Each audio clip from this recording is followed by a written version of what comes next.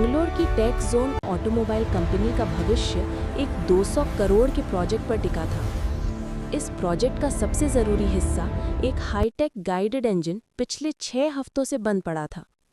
ये engine AI model पर आधारित था और 3 साल की मेहनत से तैयार हुआ था।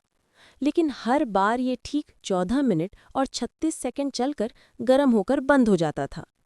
बड़ी बड़ी डिग्री वाले हार्वर्ड और स्टैनफोर्ड से पढ़े इंजीनियर भी कोर प्रॉब्लम यानी हार्मोनिक डिसरप्शन डिटेक्टेड की जड़ तक नहीं पहुंच पा रहे थे। कंपनी की सीईओ प्रिया शर्मा 35 साल की का स्वभाव बेहद सख्त और घमंडी था। अगर यही हाल इंजन की रहा, विफलता तो से हमारा उनकी पूरा टेंशन बढ़ती प्रोजेक्ट जा खतरे रही में थी, पड़ जाएगा। क्योंकि देरी हमें से तुरंत कंपनी इसका को हल निकालना होगा। 500 करोड़ का नुकसान हो सकता था। इसी कंपनी में दीपक मौर्य नाम का एक युवक पिछले 4 सालों से सफाई कर्मचारी का काम करता था। बाहर से भले ही वो अदृश्य और उपेक्षित रहता हो, पर उसका दिमाग यहाँ की टेक्नोलॉजी को निहारता रहता था। दीपक के पास छोटे कॉलेज से इंजीनियरिंग की डिग्री थी, लेकिन उसकी मजबूरी ये थी कि उसे अपनी माँ के कैंसर के महंगे इलाज के लिए जल्द से जल्द पैसे चाहिए थे। इसलिए उसने बड़े इंजीनियर बनने के सपने को छोड़कर माँ का इलाज चुना और सफाई कर्मचारी बन गया। रात को जब सब चले जाते थे, तो दीपक कॉन्फ्रेंस रूम में चुपके से उस इंजन के ब्लूप्रिंट्स पढ़ता था। उसका दिमाग उस इंजन के डिज़ाइन में लगा रहता था और उसने जल्द ही एक बड़ा फ़र्क पकड़ लिया था। इंजन का जर्मनी में बना छोटा यूनिट और अमेरिका में सेट किया गया एआई सॉफ्टवेयर एक छोटी सी गलती पैदा कर रहा था। दीपक को ये हुनर उसके दादाजी से विरासत में मिला था, जो उस इलाके के सबसे पुराने और जाने माने मैकेनिक थे। दादाजी बहते थे, बेटा, इस धड़कन को महसूस करो। एक इंजन तुम्हारी डिग्री से कोई मतलब नहीं है, उसे सिर्फ उसके धड़कन सुनने वाले की ज़रूरत है। दादाजी ने दीपक को सिखाया था कि इंजन की आवाज़, कंपन और यहाँ तक कि हल्की सी बदबू से भी प्रॉब्लम की पहचान कैसे की जाती है। जर्मनी से निवेशक मिस्टर स्मिथ और इंजीनियर डॉक्टर लेखा की मौजूदगी में जब इंजन फिर से फेल हुआ, तो प्रिया ने घबराकर छटने की घोषणा की। इसी बीच दूर खड़ा दीपक हिम्मत करके आगे बढ़ा और बोला, मैम, मुझे लगता है कि गलती सॉफ्टवेयर में नहीं, बल्कि इंजन के हार्मोनिक फ्रीक्वेंसी सेट करने में है। प्रिया शर्मा का गुस्सा आसमान छू गया।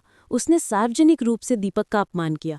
ओए, देखो, हमारे सफाई कर्मचारी को इंजीनियरिंग का ज्ञान हो गया। तुम्हें पता भी है ये इंजन कितने का है? लेकिन डॉक्टर लेखा ने दीपक के चेहरे पर आत्मविश्वास देखकर उसे 2 घंटे का एक मौका दे दिया। दीपक ने इंजन शुरू करवाया। आंखें बंद करके अपने दादाजी की सीख पर भरोसा करते हुए उसने इंजन की आवाज़ और कंपन को महसूस किया। उसने तुरंत पहचान लिया कि जर्मनी के परफेक्ट यूनिट्स और अमेरिका की ढीली बनावट की उम्मीद रखने वाले एआई सॉफ्टवेयर में एक मामूली तालमेल की कमी थी। प्रिया के अविश्वास के बीच दीपक ने एक अलमारी से एक छोटी सी मेटल की डिस्क, एक हार्मोनिक डैम्पनर निकाली। दीपक ने कहा, ये एक हार्मोनिक डैम्पनर है। इंजन और एआई दोनों ठीक हैं, इन्हें सिर्फ एक दूसरे की भाषा समझाने वाले की ज़रूरत है। जब प्रिया ने 5,000 रुपये के पार्ट से लाखों की समस्या ठीक होने पर शक किया, तो दीपक ने शांत स्वर में कहा, सबसे अच्छे हल हमेशा सबसे आसान होते हैं मैम।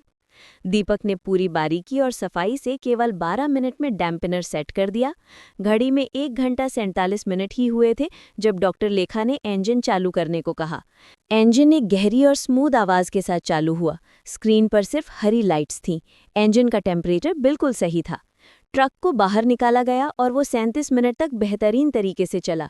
मिस्टर स्मिथ ने तुरंत घोषणा की कि वे अपना निवेश 20% बढ़ा रहे हैं और उनकी यूरोपियन टीम को मिस्टर दीपक मौर्य ही लीड करेंगे।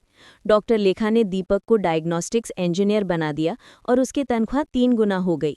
2 हफ्तों के भीतर प्रिया शर्मा के घमंड और गलत व्यवहार के कारण उन्हें सीईओ के पद से हटाकर सिर्फ स्ट्रेटेजिक एडवाइज़र बना दिया गया। दीपक की मां का इलाज पूरा हो चुका था और उसे नया ऑफिस, नई कार और सबसे ज़रूरी इज्जत मिली। अंत में प्रिया शर्मा ने विनम्र होकर दीपक से माफ़ी मांगी। दीपक ने दादाजी की सीख याद करते हुए कहा, बहन, तुम्हें सिर्फ मशीन की धड़कन सुनना ही नहीं, लोगों की बात सुनना भी सीखना होगा। इस तरह हुनर, तजुर्बा और अच्छे संस्कार ने जिद और घमंड को हरा दिया। सच्चा ज्ञान बड़ी डिग्री में नहीं, दिल और दिमाग की समझ में होता है। ऐसी और प्रेरणादायक कहानियाँ देखने के लिए चैनल को सब्सक्राइब करें और इस कहानी को शेयर करें।